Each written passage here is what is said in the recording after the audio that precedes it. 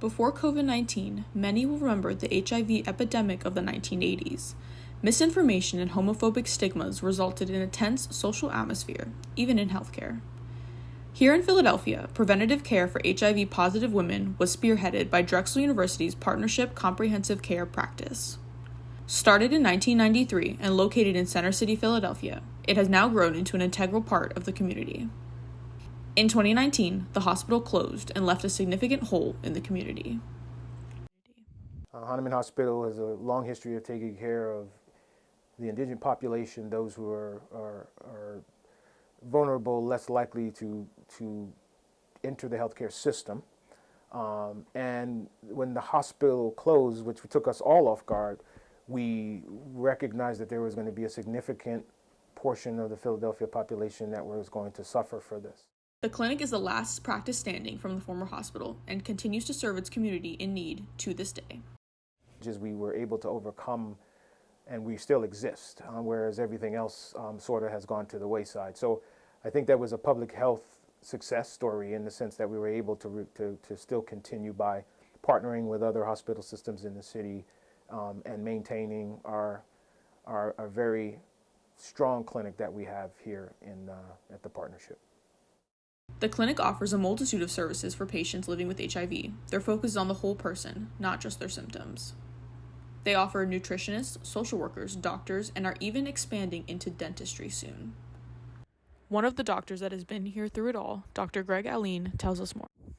Residency. As a medical student at Howard University College of Medicine, I had an introduction to caring for patients with HIV as a medical student, and found it somewhat fascinating that we could provide the care that we could for a very vulnerable population.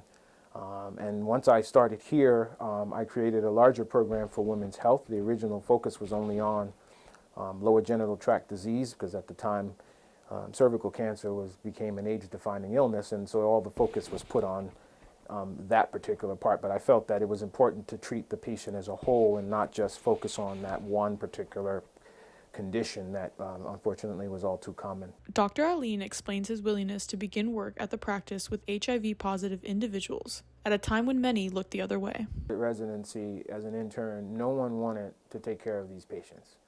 All my fellow residents, nobody wanted to touch them, nobody wanted to do surgery, nobody wanted to do anything. And my chairman, who was a part of starting one of the first clinics specifically for HIV-positive women, and with my exposure already in medical school, it was really comfortable for me. I said, I'll do it. That's not fair.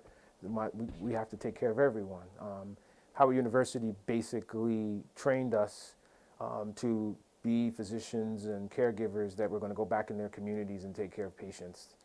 And I felt that this was a very vulnerable population, and there was such a major need. And during that time, HIV, there was a lot going on with research and focusing on how do we care for patients.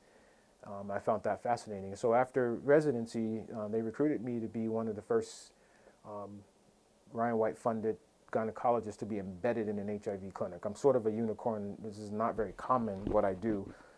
And I've created a more robust women's health component to HIV care. There's not many of us around the country that actually do it. So, immense progress has been made in the past few decades to decrease the mother-to-child transmission rate of HIV. The partnership is proud to report a less than 1% transmission rate for their practice. Dr. Aline tells us more. And the other part of what I do is take care of pregnant women living with HIV.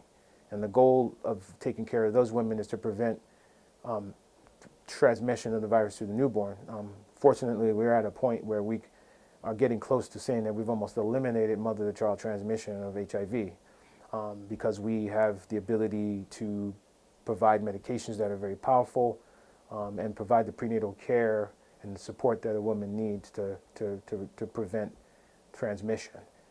We have now moved into a different direction in the sense that it's not just about reducing transmissions, because I think we did a great job at doing that, but it's also supporting those women through the lifespan. They have to have longevity in themselves, so it's important for them to be able to take care of themselves because they have a family now to take care of. So we sort of incorporate that into our process of caring for patients. So. The practice offers resources for every area of a person living with HIV's life. They are a pillar of the community, with the Women's Health Division led by a driven and passionate Dr. Greg Aline.